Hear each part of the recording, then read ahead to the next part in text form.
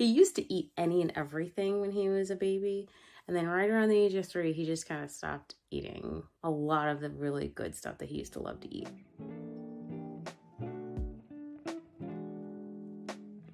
All right, guys, I'm back, and it's later in the evening, same day, but wanted to let you know my latest order from Botanical Interest, in fact, did arrive. So I'll show you. I think I only got about a half a dozen more seeds in here, but they were things that I don't have, or I didn't have on hand that I wanted to grow for the fall. So just so you're aware, this nifty little box that they send you, they always send a little thank you or happy growing cover here on the top. They provide a free seed starting guide, which is really nice and helpful. It includes just a little bit of background on all the different things you might need to know about how to start plants from seed, including tips on starting indoors, outdoors, when to transplant, all that good stuff. Now I will show you the items that I purchased. Unlike the previous group of seeds, these are not in alphabetical order, so I'm just gonna show them to you as they come out of the box. First one is Bloomsdale spinach. Spinach is one of those vegetables that if it's chopped up and sauteed into something like a quiche or something along those lines, I'll eat it, fine. But I don't like plain sauteed spinach. Spinach is another one of those vegetables that I will harvest, wash, chop it up, and freeze and put in smoothies. I generally just like to eat it that way. The thing about spinach, especially if it's not cooked in something, if I'm just eating like a sauteed spinach or like raw spinach in a salad, part of why I don't like it is because it makes my mouth so dry, and I don't know if others have that reaction too. I think it may be a genetic thing. I can't stand it. So, but I'll have it as part of a smoothie. Another thing I got, which I'm actually kind of excited about, parsnips. Never had a parsnip in my life that I'm aware of, but what I understand is they're another root vegetable, grows a lot like carrots, and so I'm excited to try these out and probably include them among my roasted vegetables that I'll eat in the oven. Okay, I got a couple of onions, Cabernet and Red Imposta. So I'm excited about those. I like red onions a lot. I don't eat onion raw generally, but I like these onions when they're sauteed in just about anything. Oh, I shouldn't say it like that. I like red onions when they're sauteed in things like, part of like a fajita mix, or sometimes I'll chop them up and saute them with scrambled eggs or something like that. So I'm a big fan of red onion. And then I also got another lettuce. This is called Vivian. It's a type of romaine lettuce. And I like romaine lettuce a lot. I bought 3 more packages of carrots, including one that I already had, but I didn't realize I already had when I ordered it. So that's okay. But yeah, I also got the Scarlet Nance and the Danvers 126. I think these may be among the more popular carrot seeds that people tend to grow, but I'm really excited for these. I think these tend to have a sweeter, like really tender texture and sweet flavor. I also bought a couple varieties of broccoli. I've never tried growing broccoli, but I'm very interested to see how this goes. This Di Chico is an Italian classic, it says here on the back. And this burgundy broccoli, I think, just looks really pretty. These purple broccoli are full of antioxidants, so that's a good thing. And my son recently revealed to me that he now likes broccoli. Apparently, he had some over at a friend's house, and that won him over, which, that only took 10 years. He used to eat any and everything when he was a baby. And then right around the age of 3, he just kind of stopped eating a lot of the really good stuff that he used to love to eat. Like, it's not that he wouldn't eat any vegetables, but he was just adamant that he only really liked maybe 2. I picked up a couple more herbs just because I am running a little bit low on the lemon basil. And then English thyme, I don't know that I'm really necessarily going to sow these this fall, but you know, I am looking forward to growing these for the spring and summer. There are a few other flowers though that I'm looking into growing this fall.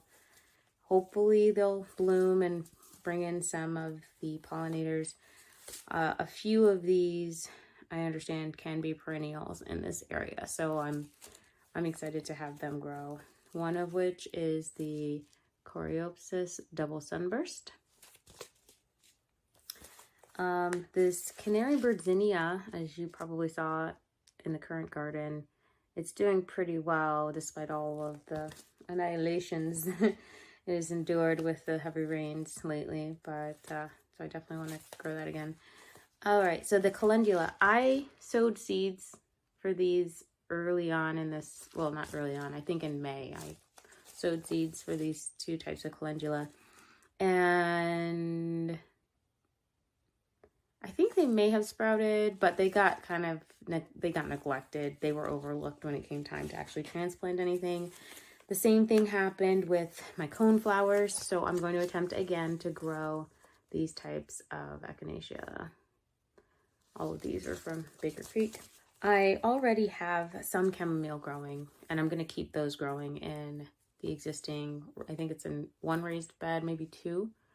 And then I believe I also have it in a green stock, but I'm going to once again sow seeds for the two types of chamomile that I have. And I will also try again with the bee balm, also known as wild bergamot. This hyssop, this anise hyssop, I'm going to try that again as well.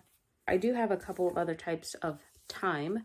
This wild thyme is a slightly different variety from the English thyme. This is more of a creeping. It can be used as a ground cover.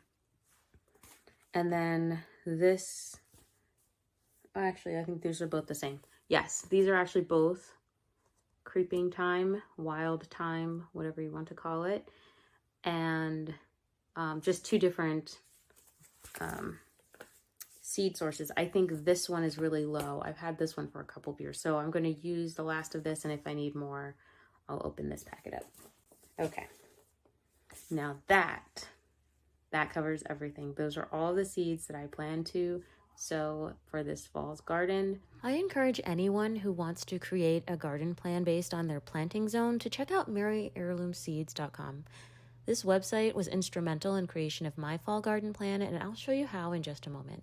I don't have any affiliation with this company, and as you can see, they have a promotion going on for a seed combo pack that you may want to check out. To find the planting guide in Mary's blog, go to the search bar in the top left of the screen, type plant guide, and then click on Mary's Comprehensive Planting Guide. This blog post includes the USDA planting zone map, as well as links to planting guides for zones 3 through 10. If you scroll further down the page, you'll see additional helpful resources. If you're in zone 7 like me, click on zone 7, and there you'll see information about the vegetables, fruits, herbs, and flowers that can be sown indoors or outdoors during each month of the year. Each hyperlink leads to a web page where you can learn more about that particular plant and order seeds. I recently placed an order for about a dozen seeds that I will sow in early spring of next year, such as corn and tomatoes. Again, I do not have any affiliation with this company, but if you're interested in purchasing inexpensive heirloom seeds, then I recommend checking it out. Now I'll take a few moments to share the fall planning guide that I created based on this information. All right, so here you can see the planting guide that I created based on the information that I found on the website that I shared just a moment ago. As you can see here, this first page just shows you all of the different kinds of plants that I can directly sow, or seeds that I can directly sow during specific months of the year based on being in zone 7. I did not include all of the plants that were listed on the website, only those that I either know that I want to grow because we will eat them, or they're plants that I'm interested in trying out to see if we might like them, or they're plants that I intend to grow because I know that they can be fodder for our animals. On the second page, I have a list of the seeds that would need to be sown indoors during certain months of the year. My preference is to just sow directly outdoors. I'm not a fan of growing indoors if I can help it. But if in the future I find that I have the time and the space to do so, I will consider referencing this list for sowing seeds indoors. Now this portion of the planting guide shows you the seeds that I mentioned earlier in the video, and it breaks down each type of plant, each variety of plant that I intend to grow. And I have here target number of squares because, as I mentioned before, I prefer to use square foot gardening. However, there are several plants, including arugula, that I plan to sow the seeds in a green stalk. And so where I have the target number of squares, and then the number per square foot, that just basically means the number of plants I intend to grow up in a square foot space. In the case of those plants that will be growing in a green stalk, I really just take these numbers and multiply them together. So I basically want to grow 8 arugula plants. And so more than likely what I'll do is I'll grow 1 in each pod of a green stalk. So there'll be 8 different pods with arugula growing in them. That's essentially how I'm looking at it. And then I have this column for days to harvest. It only takes about 20 to 50 days for arugula to grow. And then, as I alluded to, there's this column here for GS for green stalk or RB for raised bed. And then I have these last 3 columns, which I'm going to fill out soon. Well, the column for seed sow date I intend to fill out as soon as possible. Today is actually September 12th. I may or may not be able to get around to sowing some of these seeds today. My goal is really to sow everything in one day. So I think more realistically, that will probably happen tomorrow because I will have a full day available to do so. The next column is the target harvest date, which I intend to enter in on the same day that I put the seed sow dates in, based on these days to harvest, the information in the days to harvest column. And then the actual harvest date, that's the one column I am least confident that I will actually populate because I know I should. Well, it's not that I should or have to, but it would be nice to have a record of when I actually chose to harvest certain things.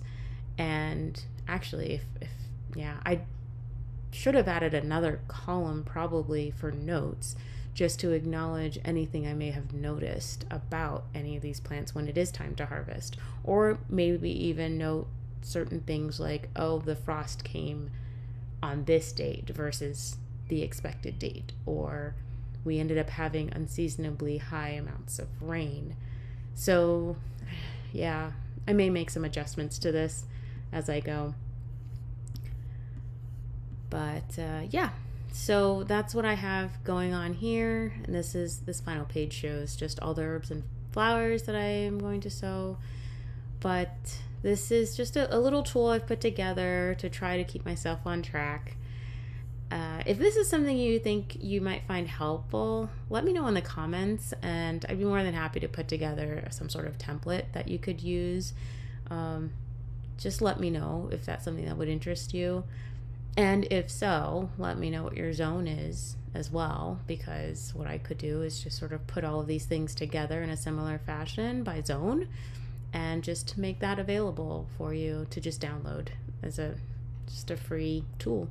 So, but let me know if that's something that would interest you in the comments, and I'll let you know what I can provide. All right. I am going to do my best to be vigilant about actually tracking when I sow the seeds. And part of what I think will help with this ambitious endeavor is the fact that I am going to set up all of my green stalks and raised beds in advance. So they will all be set up the day before I sow all the seeds. And the reason I say that is because my goal is to sow all the seeds on the same day. Yeah, that's my plan.